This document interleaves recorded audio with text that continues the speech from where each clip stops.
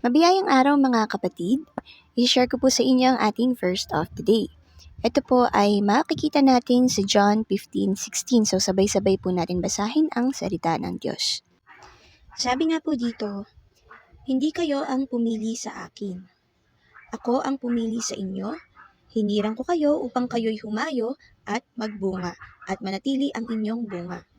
Sa gayon, ang anumang hingiin ninyo sa Ama, sa aking pangalan, ay ibibigay sa inyo. So praise God, napakalinaw po talaga ng salita ng ating Diyos. Hindi po tayo ang pumili sa Kanya, kundi siya po ang pumili sa atin. Kaya naman po, wala po talaga tayong mapagmamalaki sa Kanya. Dahil Diyos na siya, with or without us, Diyos pa rin siya. At syempre, binigyan niya rin tayo ng divine duties. Yun nga po ang pag-spread ng Word of God.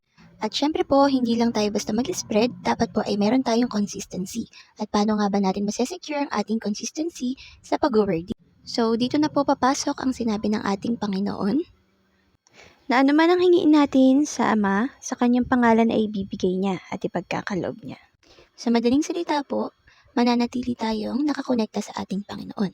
Meron tayong prayer life, meron tayong reading of word, at meron din tayong sharing. So with that po, masesecure po natin ang ating consistency at marami pong buhay ang matutulungan natin makabalik sa ating Panginoon. So yun lamang po, nawa po ay pagpalain po tayong lahat ng ating Panginoon. God bless us all.